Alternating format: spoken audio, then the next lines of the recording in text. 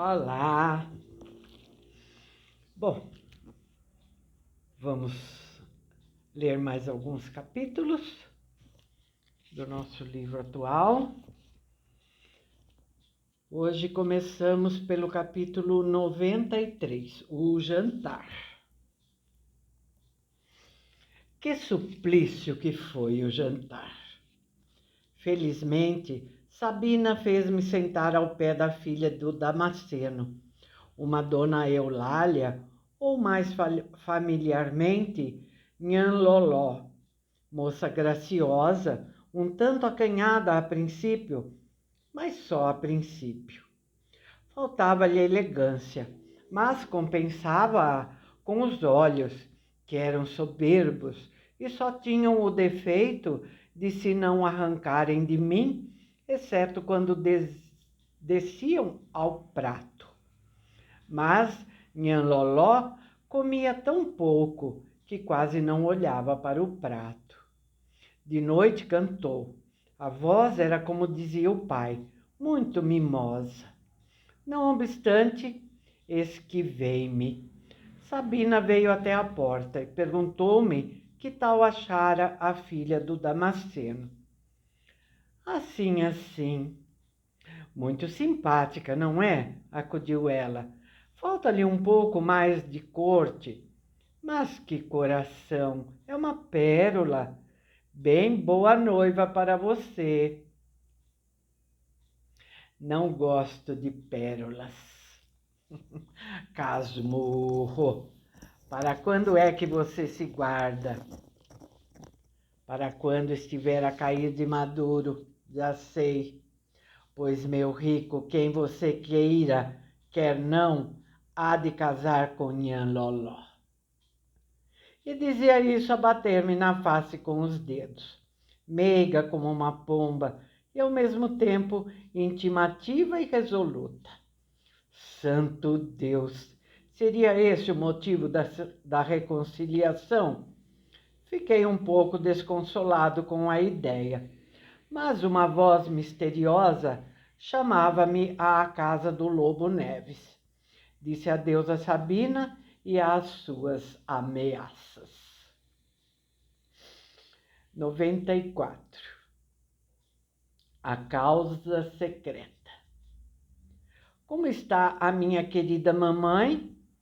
A esta palavra, Virgília amuou-se, como sempre. Estava ao canto de uma janela, sozinha, a olhar para a lua, e recebeu-me alegremente. Mas quando lhe falei no nosso filho, armou-se. Não gostava de semelhante alusão.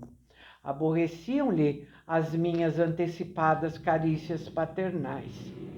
E eu, para quem ela era já uma pessoa sagrada, uma âmbula divina, deixava-a estar quieta. Supus a princípio que o embrião, esse perfil do incógnito, projetando-se na nossa aventura, lhe restituíra a consciência do mal. Enganava-me. Nunca Virgília me parecera mais expansiva, mais sem reservas, menos preocupada dos outros e do marido. Não eram remorsos. Imaginei também que a concepção seria um puro invento, um modo de prender-me a ela, recurso sem longa eficácia, que talvez começava de oprimi-la. Não era absurda esta hipótese. A minha doce Virgília mentia às vezes com tanta graça. Naquela noite descobri a causa verdadeira. Era medo do parto e vexame da gravidez. Padecera muito quando lhe nasceu o primeiro filho. E essa hora, feita de minutos de vida e minutos de morte, dava-lhe já imaginariamente os calafrios do patíbulo. Quanto ao vexame, complicava-se ainda da forçada privação de certos hábitos da vida elegante. Com certeza era isso mesmo. Dei-lhe a entender, repreendendo-a um pouco em nome dos meus direitos de pai. Virgília fitou-me. Em seguida, desviou os olhos e sorriu de um jeito incrédulo. 95. Flores de antanho. Onde estão elas, as flores de antanho? Uma tarde, após algumas semanas de gestação, esboroou-se todo o edifício das minhas quimeras paternais. Foi-se o embrião, naquele ponto em que se não distingue Laplace de uma tartaruga. Tive a notícia por boca do Lobo Neves, que me deixou na sala e acompanhou o médico à alcova da frustrada mãe. Eu encostei-me à janela, a olhar para a chácara, onde verdejavam as laranjeiras sem flores. Onde iam elas, as flores de antanho?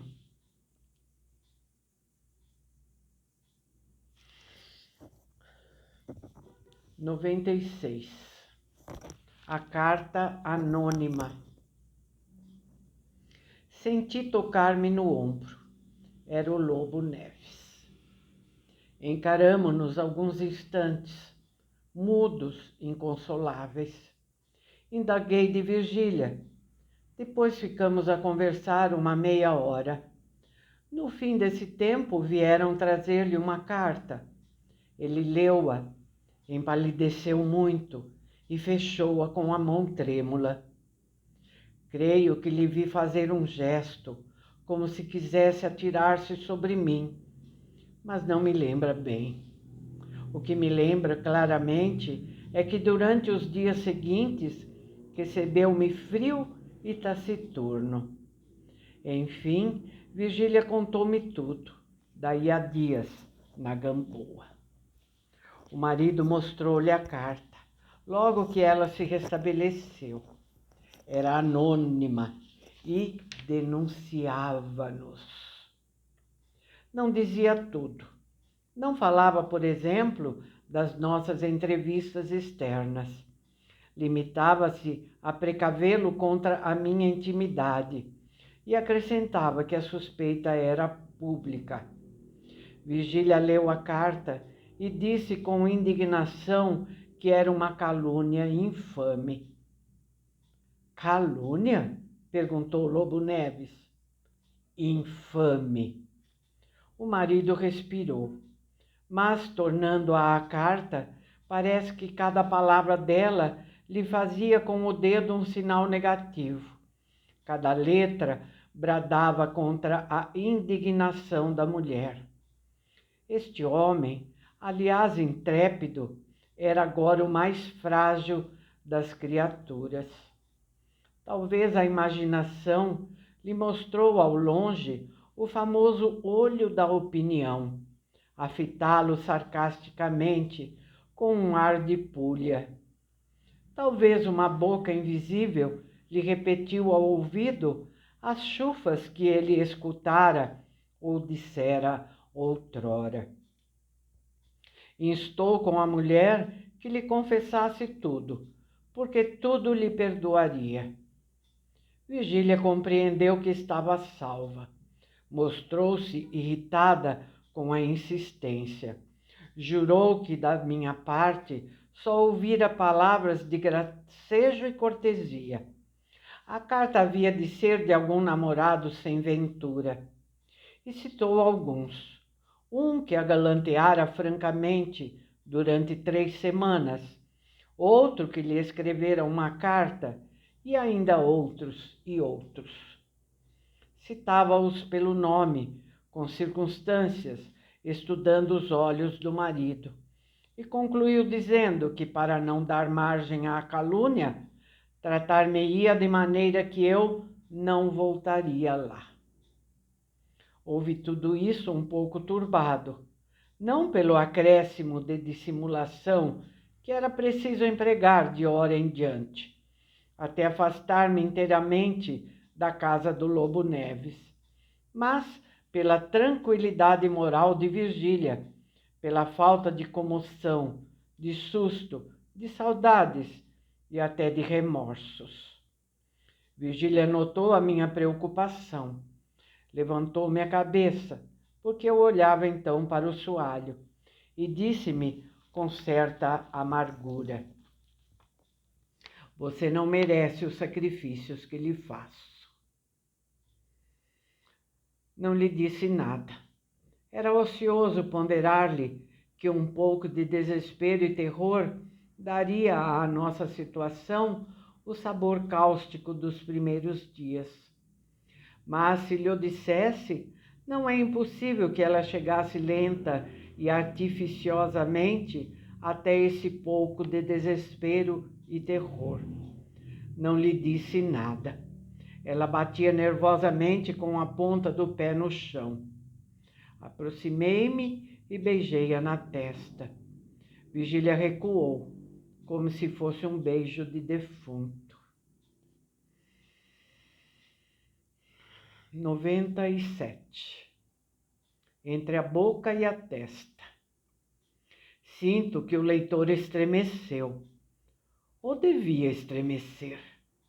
Naturalmente, a última palavra sugeriu-lhe 3 ou 4 reflexões. Veja bem o quadro. Numa casinha da Gamboa, 2 pessoas que se amam há muito tempo, uma inclinada para a outra, a dar-lhe um beijo na testa, e a outra a recuar, como se sentisse o contato de uma boca de cadáver.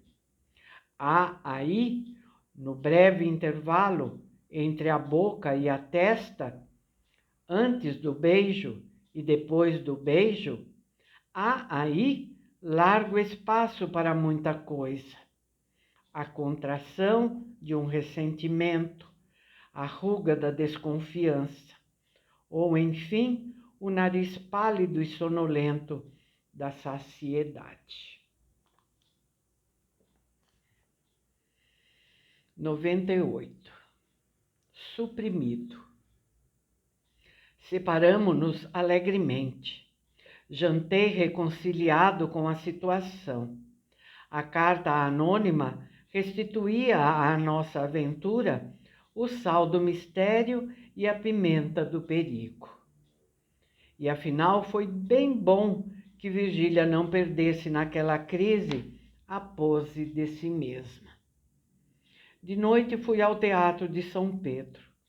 Representava-se uma grande peça em que a Estela arrancava lágrimas.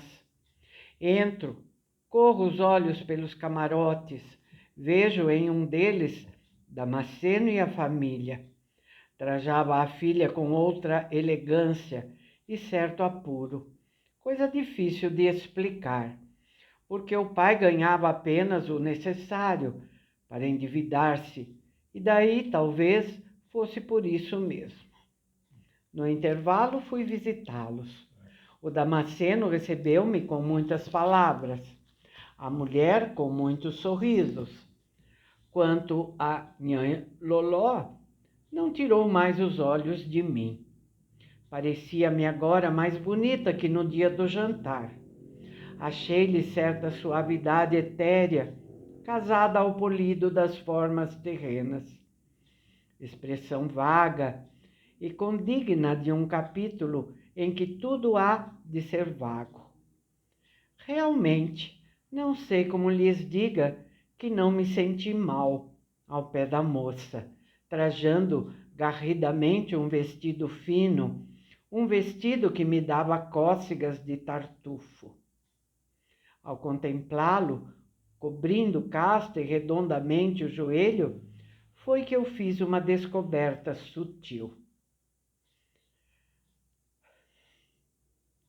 Epa, perdi a linha aqui. Aqui achei. A saber, que a natureza previu a vestidura humana, condição necessária ao desenvolvimento da nossa espécie. A nudez habitual dada a multiplicação das obras e dos cuidados do indivíduo, tenderia a embotar os sentidos e a retardar os sexos, ao passo que o vestuário, negaceando a natureza, aguça e atrai as vontades, ativa-as, reproduz-las e, conseguintemente, faz andar a civilização. Abençoado o uso que nos deu Otelo e as paquetes transatlânticos. E os paquetes transatlânticos. Estou com vontade de suprimir este capítulo. O declive é perigoso. Mas, enfim, eu escrevo as minhas memórias e não as tuas, leitor pacato. Ao pé da graciosa donzela, parecia-me tomado de uma sensação dupla e indefinível. Ela exprimia inteiramente a dualidade de Pascal. L'ange et la bête. O homem não é nem anjo, nem besta. É a tradução. Com a diferença que a jansenista não admitia a simultaneidade das duas naturezas, ao passo que elas aí estavam bem juntinhas. L'ange, que dizia algumas coisas do céu, e la bête, que, não, decididamente, suprimo este capítulo. Vou ficar por aqui. O capítulo seguinte é um pouco longo, vai passar muito do nosso tempo. Então, nós vamos ficar por aqui hoje, tá bom?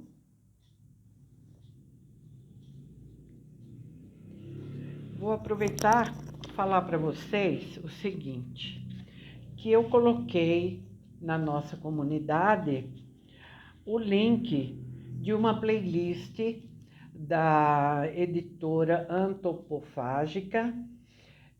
São 2 vídeos onde um professor muito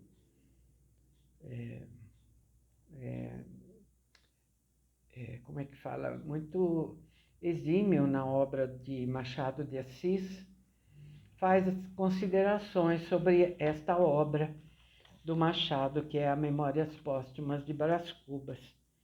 São 2 vídeos. No primeiro, ele até diz, não precisa se preocupar que não tem spoiler aqui sobre a história.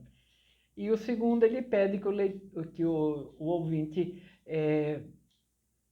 ouça somente depois que ler o livro, porque ele dá conta algumas passagens, né, do livro. Mas se isso não se importar para você, você pode ouvir os dois vídeos. Eu achei muito interessante para uma compreensão maior, tanto do estilo, né, como do conteúdo.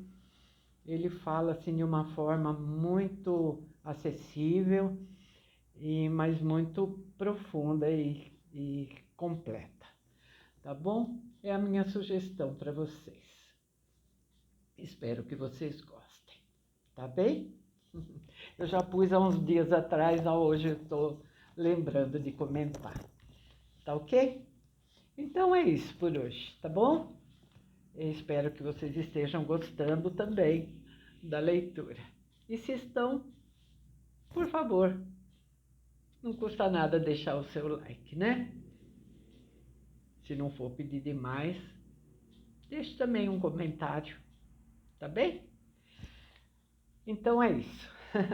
Ficamos por aqui. Espero vocês no próximo vídeo. Fiquem com meu abraço. Tchau.